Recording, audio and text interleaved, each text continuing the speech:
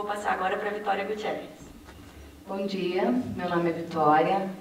Eu estou atualmente presidente do Conselho Municipal de Políticas sobre Drogas da cidade, tá?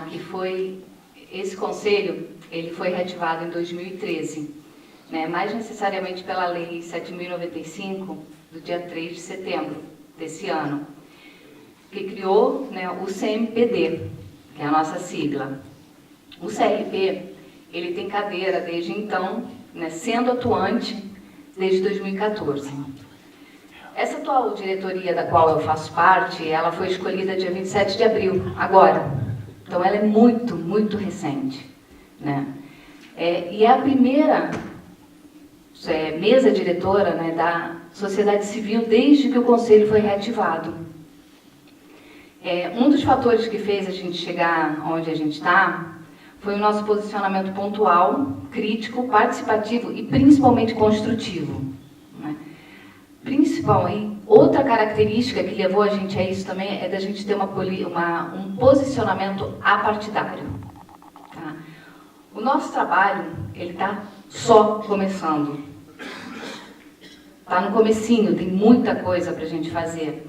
Porque a gente atuou também, enquanto CRP, ativamente na comissão organizadora da Conferência Municipal de Políticas sobre Drogas, a primeira que teve na cidade. Ela foi realizada esse ano também, dia 9 de abril, então tudo muito recente, tudo muito novo. Essa conferência, ela teve uma participação muito ativa de todo mundo, de estudantes, profissionais de diversas áreas, usuários, familiares, todos. E a gente ainda contou com a fala de alguns palestrantes de peso, muito bons na área, né, que eles mostraram, né, apresentaram de uma forma boa, mas muito crua, muito fria, muito crítica de tudo o que está acontecendo. Mesmo que seja assim uma realidade... Fala mais alto, então. Tá?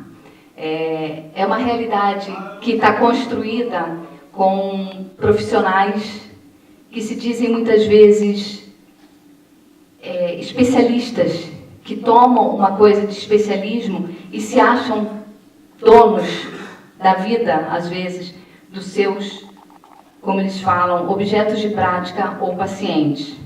Mas os palestrantes, além de mostrar essa realidade fria, meio crua, eles também mostraram que a gente pode fazer, que a gente pode mudar, que a gente pode atuar.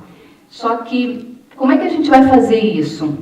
A gente não pode fechar os olhos para o que está acontecendo, né? A gente sabe que a maioria de todos nós, né, a gente receia a exceção, a gente receia aquilo que foge ao nosso controle, que tudo aquilo que a gente não concorda, a gente gosta, às vezes, que fique longe, que fique mascarado, maquiado, bonitinho para mostrar. Tá? Mas se nós não olharmos, quem vai olhar? Na conferência, a gente saíram 23 deliberações que foram trabalhadas, né, pensadas, votadas por todos os participantes, por todas as pessoas que estavam naquele dia. Né? Essas deliberações é que vão nortear a nossa atuação enquanto conselho. Todos sabemos que a utilização de drogas pela humanidade é uma prática que vem de longa data e teve lugar em variados grupos sociais, contextos culturais e funções específicas. Né? A droga nem sempre ela foi associada a algo nocivo.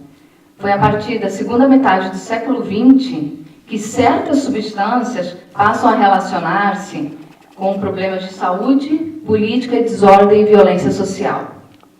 Né? A diabolização das drogas, né, pregadas por muitos ditos especialistas que acreditam poder banir as drogas do mundo, é como se fosse um mito, né?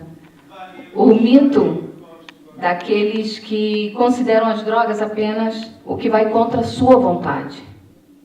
Eles falam das drogas e esquecem do ser humano, do indivíduo. Eles não têm preocupação em conhecer a história da pessoa. Nem tentam, muitas vezes, ouvir esse outro. Por muitas vezes, né, que a gente tem que pensar, é que essa droga ela pode ter tido uma função diferente para cada indivíduo. Ela pode estar ligada a um momento particular, ela é pontual, que não necessariamente faz dessa pessoa um usuário independente. a gente tem que começar a lidar com a pessoa, muito mais do que com a droga. O indivíduo, né, como todo mundo já falou, a Renata falou muito bem também dessa questão do idoso, também tem a questão da droga, né, que muito pouco se fala da droga e idoso, né, o indivíduo ele tem que ser o protagonista da história dele. E a droga, né, que se todo mundo para pensar, ela é um assunto que ela surge em tudo quanto que é lugar, seja nos barzinhos, em igrejas, casas legislativas, todo mundo fala sobre isso. E todo mundo sempre tem uma receita de como evitar, de como fazer, como vai solucionar. Mas, vem cá, o indivíduo e todas as particularidades dele, eles cabem numa receitinha? Todo mundo entra em alguma coisa assim? Né? E quando a gente fala em receita, aí a gente começa a pensar em outra coisa também. Para muita gente, uma receita que não funciona é política e psicologia. Né? Todo mundo acha que quando nós somos psis, que a gente não pode ser um ser político. Né? Que psicologia e política não dá para misturar, tipo água e óleo. Mas a política ela vai muito além de partidarismo, né? Que muita gente pensa política, partidarismo, e uma coisa é muito além. Então, a política pública, ela é a nossa atuação, é a nossa ação em cima sobre o país em que a gente vive. É estarmos atentos às condições de vida da população da nossa cidade.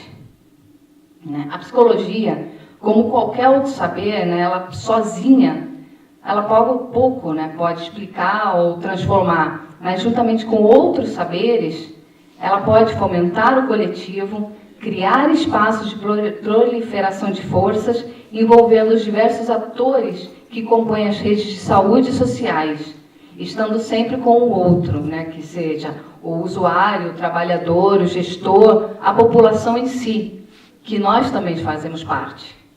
Né? Muitas vezes a gente se coloca de fora, a gente não se coloca dentro. Então a gente faz parte disso também. Né? E geralmente também se separa o que é físico, do que é psicológico, do que é orgânico e social. O que pode causar um erro, né? Já que o fenômeno das toxicomanias é complexo e ele não pode ser tratado de forma fragmentada.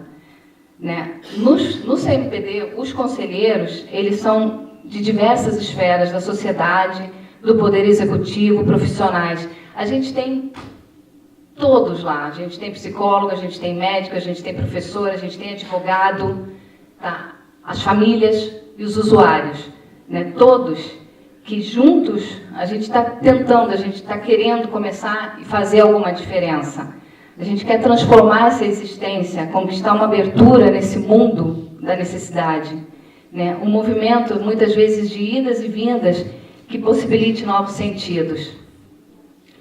O CMPD ele foi reativado para resistir criando, produzindo rupturas, afirmando outras lógicas, outras realidades, trabalhando na construção de uma sociedade efetivamente justa e democrática, rejeitando o modelo antigo e autoritário de segregação. Tá? Queremos fazer com que o nosso território, o Conselho, ele seja visto como um espaço de pertencimento, de laço, né, de engajamento de todos nós. Obrigada.